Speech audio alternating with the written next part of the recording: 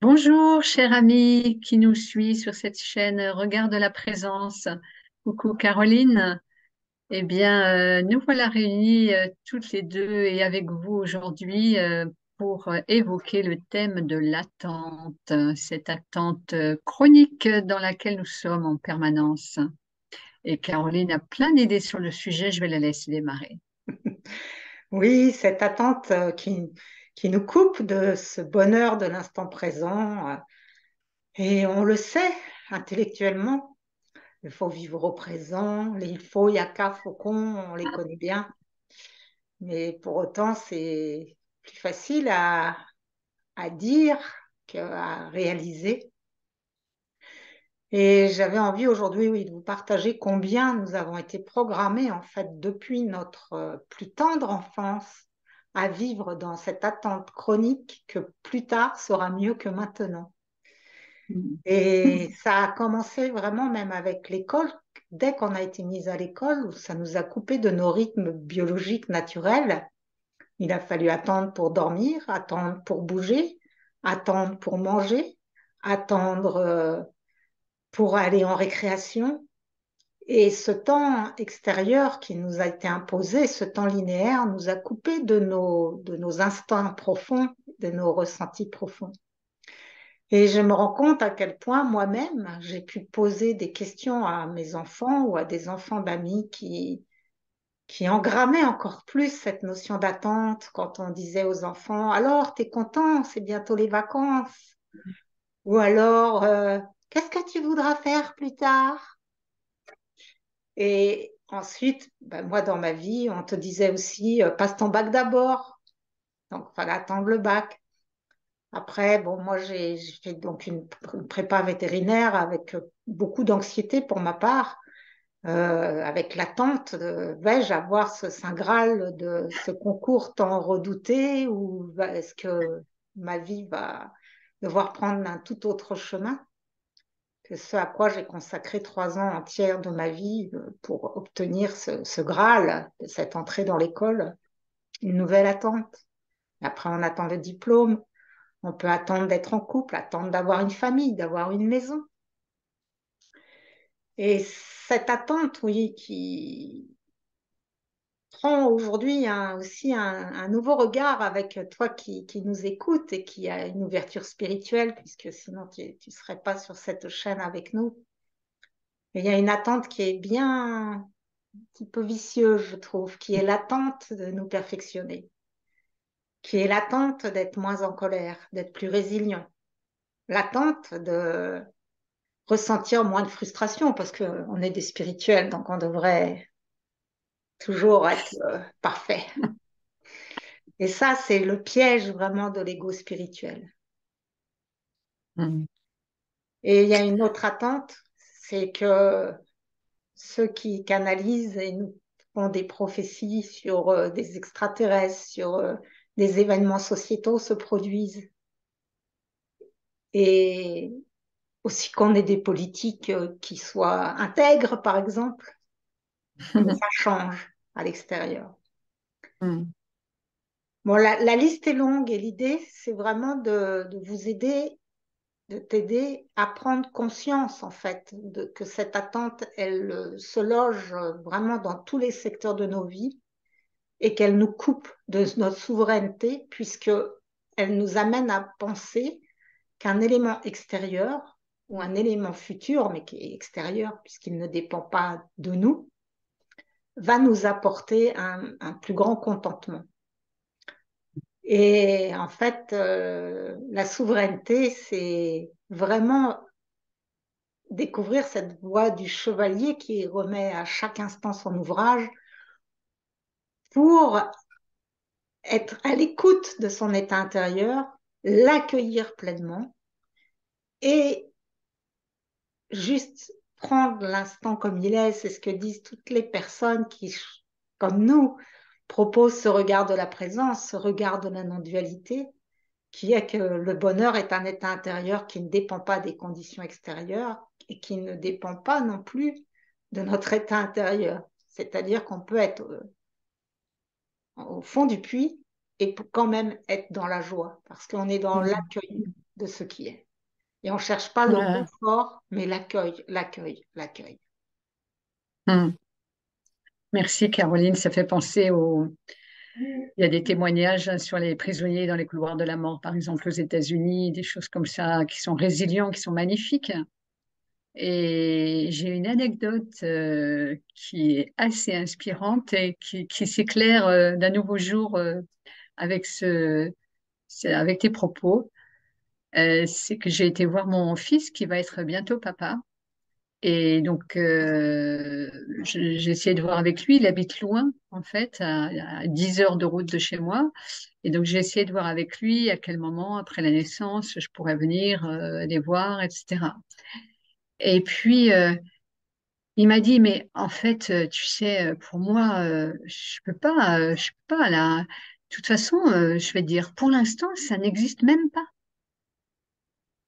Et là, c'était fort parce que bon, c'est une grossesse et donc ça se prépare, mais en fait, pour lui, ça n'existe pas encore, ce moment-là.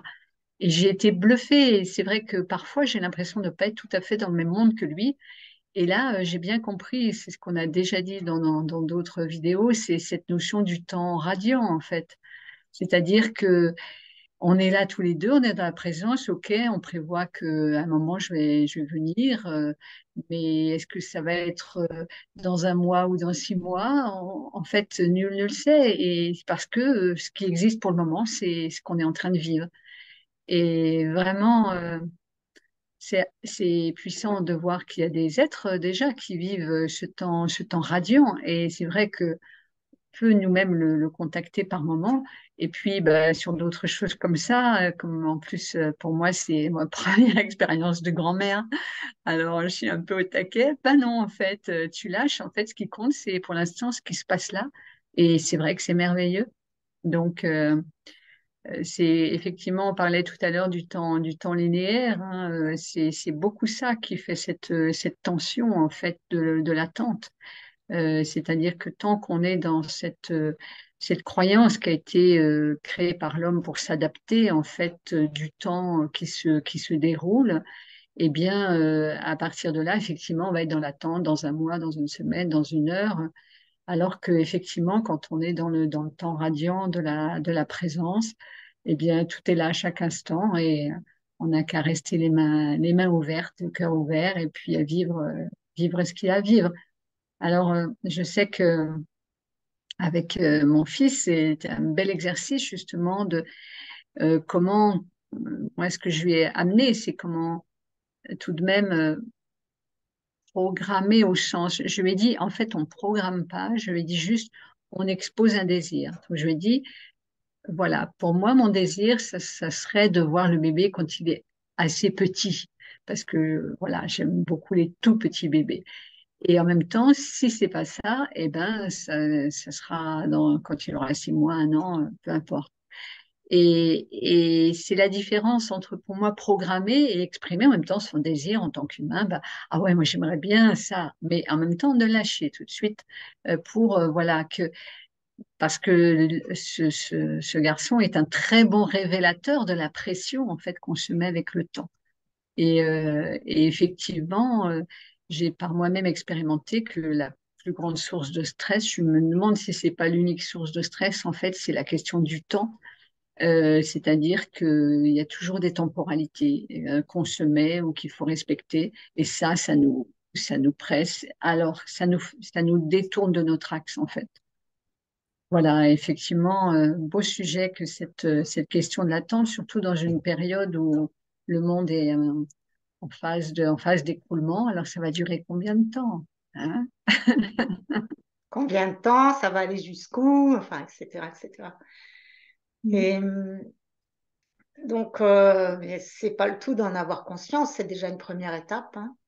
Et ensuite, bah, pour ma part, quand on prend conscience en fait qu'on est dans l'attente, l'outil le plus simple, le plus puissant et qu'on a toujours à notre disposition, c'est revenir à la respiration consciente en plaçant notre attention au centre de la poitrine. Et ça, c'est merveilleux parce que cette respiration, elle est toujours avec nous. Le fait de la conscientiser, ça permet en fait bien de revenir dans le présent et ça permet aussi de revenir dans notre cœur quand on pose notre attention au centre de la poitrine et de sortir de cette attente. Et ça, c'est quelque chose qu'on peut faire au bureau, c'est quelque chose qu'on peut faire quand on est au téléphone, qu'on peut faire quand on est dans les embouteillages, enfin faire, plutôt qu'on peut pratiquer, conscientiser. Et ça change tout. Et comme d'habitude, ce qu'on répète souvent avec Marie-Christine, c'est vraiment s'entraîner quand tout va bien. Euh, on peut avoir des attentes qui sont plus anxiogènes que d'autres, des attentes qui sont simples, comme quand on est dans un répondeur téléphonique assez interminable. Bien, le fait de s'entraîner pour les petites choses, les embouteillages, les attentes au téléphone, permet que quand on est confronté à une attente qui peut faire vraiment résonance avec notre corps émotionnel de souffrance, on peut s'ancrer dans cette habitude que l'on a déjà prise. Et on sait bien qu'on va vers la fin de nos habitudes. Et on ne sait pas lesquelles, on ne sait pas quand, on ne sait pas comment, mais ce monde tel qu'on l'a connu est en train effectivement de changer totalement. Et donc s'habituer à avoir des outils pour vivre l'incertitude, l'inconnu, les difficultés émotionnelles, eh bien c'est vraiment maintenant qu'il faut s'y mettre pour être toujours prêt à accueillir ce qui sera là, ce qui est là, et avec le plus de résilience possible. Mm. Effectivement, c'est vraiment ce lâcher prise quand on voit cette attente et qu'on sent, moi dans le corps, je le sens, ça fait une tension, comme je le disais, qui désaxe en fait. Et donc dans ces moments-là, je me repose vers l'arrière, je me repositionne vers l'arrière, je me détends, je lâche, euh, voilà, pour sortir en fait de cette chose qui me décentre en fait. Et ça demande, bah, pareil, de l'entraînement parce que d'abord, il y a besoin de voir et puis après, il y a avoir le réflexe de lâcher. Et ça se fait par petits clics, en fait. Allez, je lâche. Et puis, ça revient, hein, ça. Et ça, alors on relâche. Et après, ça s'intègre, évidemment. Et beaucoup de douceur avec ça. Et en même temps, c'est, comme dit Caroline, vraiment bon de s'en occuper parce qu'il y a on a une pression qui est forte. En tout cas, moi, je ressens fortement cette pression. Et ben voilà, c'est plus facile une fois qu'on sait le chemin pour lâcher et rester dans le fait de savourer une tasse de thé, par exemple, ou une respiration consciente. Hein, le simple fait de pouvoir respirer, ben, c'est la présence qui est là et puis évidemment, c'est cette connexion au cœur. Merci de nous avoir écoutés aujourd'hui et bonne expérimentation. On est vraiment dans un temps où c'est la priorité de voir les choses, d'anticiper pour être se tranquilliser en fait et être prêt à aller de l'avant quand les choses s'accumulent. Et puis, vous dire qu'on organise un stage au mois de mars, au printemps prochain, 2023. l'Oasis des Sources. Voilà. Et donc, voilà, on va vous mettre le lien sous la vidéo. Vous êtes les bienvenus dans un beau lieu de nature et ça peut être à la fois une découverte de cette approche matricielle que nous pratiquons ou pour ceux qui sont plus anciens, évidemment. À très bientôt. Et à tout de suite, puisqu'on n'est pas dans l'attente. Alors, on reste ensemble. Oui, merci de vous abonner à la chaîne, cliquer sur la cloche pour avoir les notifications et si vous voulez rester en lien avec toute notre actualité, eh bien de vous abonner à la newsletter, le lien est dessous. Merci beaucoup. À bientôt.